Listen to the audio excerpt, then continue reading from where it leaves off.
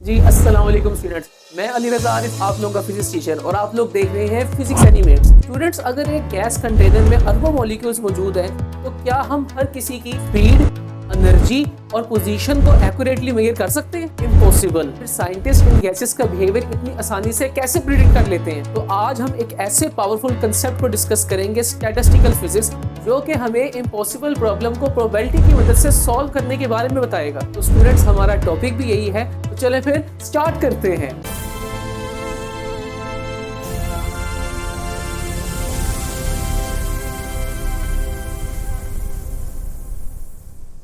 जी बिस्मिल्लाहिर्रहमानिर्रहीम। तो स्टूडेंट्स, आज का जो हमारा टॉपिक है वो kinetic theory and statistical physics है।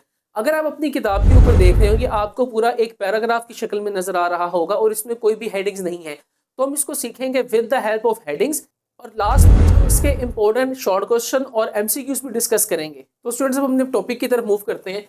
सबसे पहले हमें स्टैटिस्टिकल फिजिक्स की जरूरत क्यों पड़ी?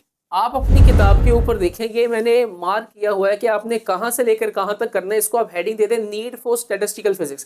तो यहाँ पर kinetic theory determines the pressure of an ideal gas. तो काइनेटिक थ्योरी आप अपनी किताब की पहली लाइन पे देखिए, काइनेटिक थ्योरी हमें क्या डिटरमाइन करके देता है? Pressure of an ideal gas. लेकिन अब आगे क्या है, यहां से ये मसला बन रहा है कि large number of molecules can not be study individually. कि अगर हमारे पास मॉलिक्यूल्स बहुत ज्यादा हों लेकिन हमने एक एक मॉलिक्यूल को स्टडी करना हो तो हम फिर काइनेटिक थ्योरी का सहारा नहीं लेते। तो हमारे पास एक और थ्योरी आती है, एक और फिजिक्स आती है, जिसको हम क्या बोलते हैं? स्टैटिस्टिकल फिजिक्स का नाम देते हैं। और स्टूडेंट्स, हमारे पास अब देखिए अपनी किताब में कि large number of molecules can not be studied individually, कि हम बहुत ज्यादा मॉलिक्यूल्स को हम अलग-अलग डिस्कस नहीं करते। फिर इसके बाद एक और फिजिक्स हमारे पास वजूद में, जिसको हम क्या बोलते हैं? स्टैटिस्टिकल फिजिक्स कहते हैं। और एमसीक्यूज हाईलाइट कर लें कि स्टैटिस्टिकल फिजिक्स किसको यूज करती है? प्रोबेबिलिटी थ्योरी को इस्तेमाल करती है। अब ये क्या है, इसको हम आगे पढ़ते हैं। तो स्टूडेंट्स, आप लोग अपनी किताब के ऊपर नेक्स्ट हेडिंग दे दें स्टैटिस्टिकल फिजिक्स की। अगर आप मेरी स्क्रीन के ऊपर देखें कि हमारे पास यहाँ पर एक डायग्राम मैंने बनाई हुई है और अगर आप देखेंगे यहाँ पर हमारे पास डिफरेंट एनर्जी लेवल हैं, जो कि आपको स्क्रीन के ऊपर नजर आ रहे हैं। और उस डिफरेंट एनर्जी लेवल पे हमारे पास यहाँ क्या मौजूद है? मॉलिक्यूल्स मौजूद है। देखिए, नीचे सबसे ज्यादा मॉलिक्यूल्स है, उसके ऊपर मॉलिक्यूल्स और कम है और उसके ऊपर मॉलिक्यूल्स और कम है। तो यही चीज तो हमने यहाँ पढ़नी है कि डिफरेंट मॉलिक्यूल्स को हमने डिवाइड कर देना है डिफरेंट एनर्जी लेवल पे।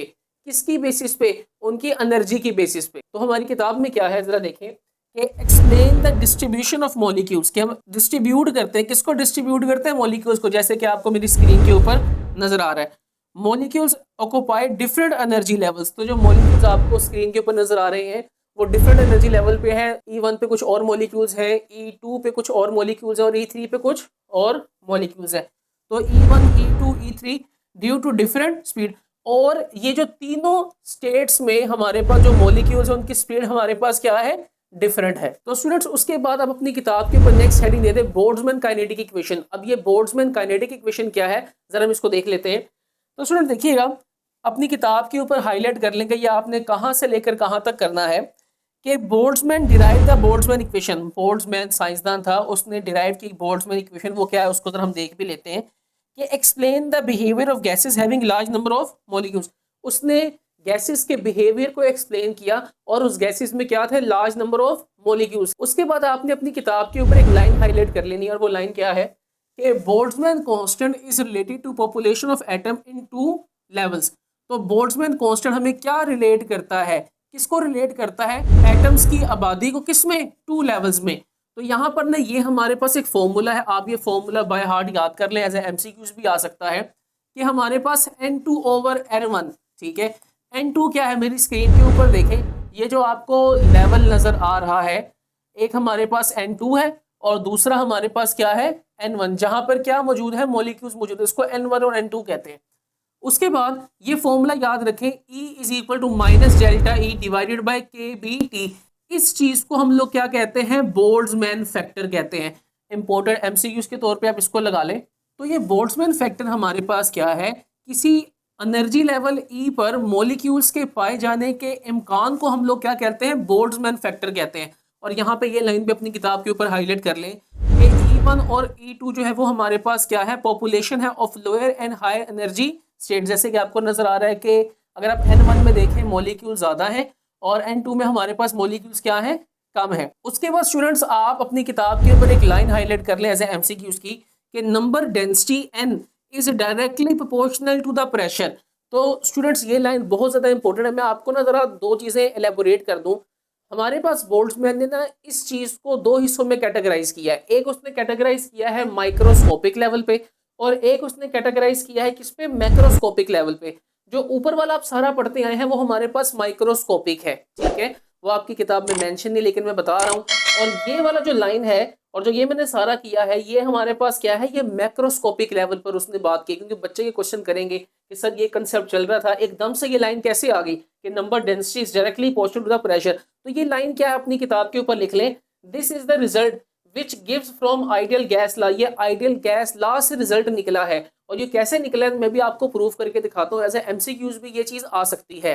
अच्छा स्टूडेंट्स देखिएगा कि पीवी किसके इक्वल है, एनआरटी के इक्वल है। इसको इक्वेशन को इधर होल्ड करें। हमारे पास बोल्ट्जमैन कांस्टेंट इक्वल है आर ओवर एन ए के। तो यहाँ पर हमारे पास एन ए इधर डिवाइड है, इधर आके एन ए के बी के साथ क्या होगा मल्टीप्लाई, मैंने अरेंज भी किया है। तो हमारे पास आर किसके इक्वल आया है, एन ए के बी। तो ये वाली वैल्यू जो है, ये वाली वैल्यू आपने कहाँ पुट कर देनी है, यहाँ पे पुट कर देनी है। तो देखिए जी मैंने वैल्यू आर की वैल्यू जो कि एन ए के बी है ये देखिए मैंने पुट कर दी है। उसके बाद एन आर की वैल्यू एन ए के बी और ये टी हमारे पास एज इट इज आ गया। अच्छा स्टूडेंट्स आपने ये पढ़ा हुआ है कि नंबर ऑफ मोल्स किसके इक्वल है, एन ओवर एवोगैड्रो नंबर। तो यहाँ से एन को सब्जेक्ट बनाए तो ये एन इधर आके हमारे पास क्या हो जाएगा, मल्टीप्लाई। तो कैपिटल एन किसके इक्वल आएगा, ये इधर ही कैपिटल एन और ये एन इधर आ गया। तो हमारे पास आएगा small n multiply by Avogadro number. तो एन किसके इक्वल है, एन एन ए के। तो हमारे पास ये आप देखें ये क्या लिखा हुआ है, ये हमारे पास लिखा हुआ है एन एन ए।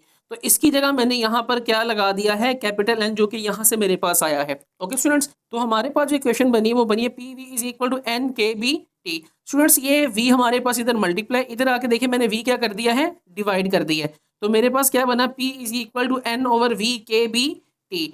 और स्टूडेंट्स हमें ये पता है कि हमारे पास जो स्मॉल n होता है वो किसके इक्वल होता है, n ओवर v के। ये हम पहले पढ़ चुके हैं। तो आप देखें ये हमारे पास क्या है, ये हमारे पास n ओवर v है। इस n ओवर v की जगह हमने यहाँ पे क्या लगा दिया है, n। तो हमारे पास p किसके इक्वल है, n के बी टी के। तो स्टूडेंट्स यहाँ से अब आपने n को सब्जेक्ट बनाना है। ये के बी टी इधर मल्टीप्लाई है, इधर आके के बी टी क्या हो जाएगा, डिवाइड, p के साथ नीचे डिवाइड होगा। तो देखिए मैंने यहाँ पर यही किया है, अरेंज भी किया हुआ है। तो मैंने ये के बी टी को p के साथ नीचे क्या कर दिया, डिवाइड कर दिया। और n किसके इक्वल है, p ओवर के बी टी। आप अरेंज कर लेंगे।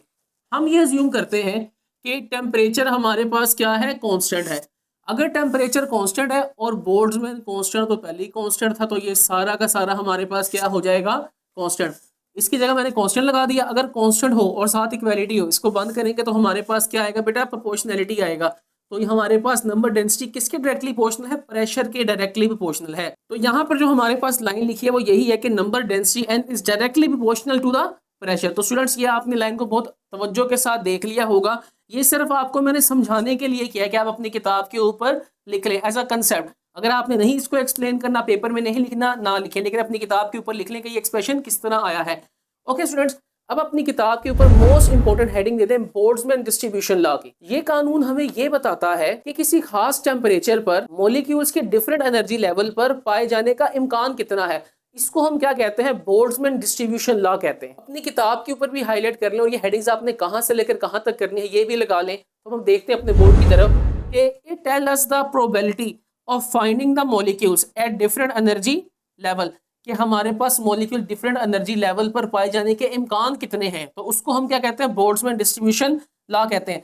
आप मेरे इधर स्क्रीन के ऊपर देखें, जो हायर एनर्जी लेवल है उस पर मॉलिक्यूल्स कम है और जो लोअर एनर्जी लेवल है उस पर मॉलिक्यूल्स हमारे पास क्या है, ज्यादा है।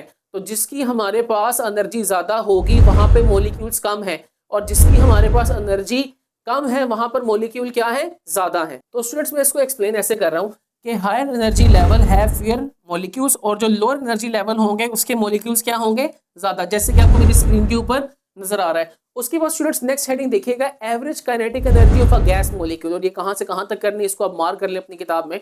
ओके स्टूडेंट्स, वो हमारे पास क्या, जरा देखें कि average kinetic energy of a gas molecule. अगर हमारे पास एक गैस कंटेनर है, जाहिर सी बात, अगर गैस कंटेनर होगा उसके मॉलिक्यूल्स आपस में क्या करेंगे, कोलाइड करेंगे। अगर मॉलिक्यूल्स कोलाइड करेंगे तो अपनी स्पीड को क्या करेंगे, चेंज करेंगे।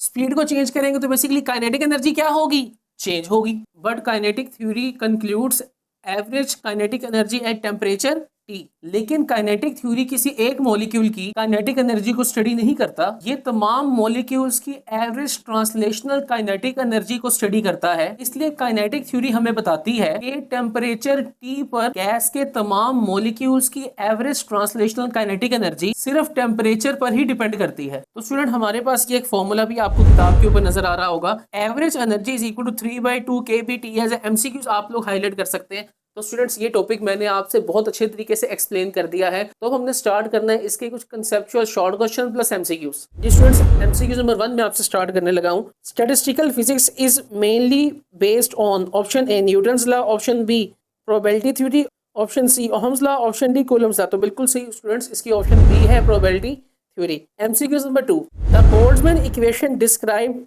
The option A pressure of a gas, option B distribution of molecules among different energy level, option C volume of a gas, option D density of a liquid. तो students बिल्कुल ठीक इसकी option number हमारे पास B बनती है।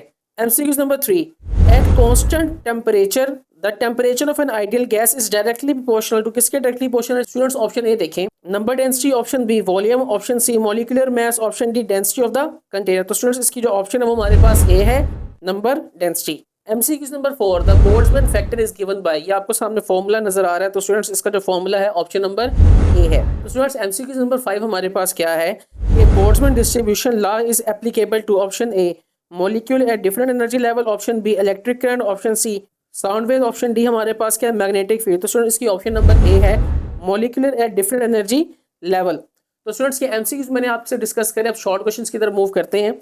Why is statistical physics needed to study gases? क्यों statistical physics की हमें जरूरत पड़ती है गैसेस को डिस्कस करने के लिए? तो स्टूडेंट्स मैंने आपके सामने उसका आंसर लिख दिया हुआ है बड़ा आसान से वर्डिंग में, तो आप लोग उसको याद कर लीजिएगा, स्क्रीनशॉट ले लें। Short question number 2, what is the basic idea of statistical physics? तो इसका बेसिक आइडिया क्या था कि to describe the average behaviour of a large number of gas molecules. Important short question है। उसके बाद क्वेश्चन नंबर 3 देखें, why does the Boltzmann distribution law describe? Boltzmann distribution law क्या डिस्क्राइब करता है कि डिफरेंट एनर्जी लेवल पर molecule के पाए जाने के इम्कान कितना है? तो ये हमें बोल्ट्जमैन डिस्ट्रीब्यूशन लॉ बताता है। Short question number 4, according to the Boltzmann distribution which energy level contain the large number of molecule? किसके मॉलिक्यूल्स हमारे पास क्या होते हैं, ज्यादा होते हैं। The lowest energy level contain the largest number of molecule while the highest energy level contain lower molecules. Important short question number 5 है, what is the significance of the Boltzmann equation? The Boltzmann equation help determine the probability of finding molecule at different energy level and explain the statistical behavior of the gas. तो students मैंने आपसे ये topic बहुत अच्छे तरीके से explain कर दिया है, काफ़ी टेक्निकल टॉपिक था, मैंने सारे टॉपिक्स की हेडिंग बनाई है। अगर आपको ये टॉपिक पसंद आया तो अपने दोस्तों तक भी शेयर करें, तो मेरे चैनल को लाइक करें, सब्सक्राइब करें और बेल आइकन के ऊपर क्या करें, क्लिक करें। तो बस फिर आज का प्रोग्राम समाप्त होता है। अल्लाह हाफिज़।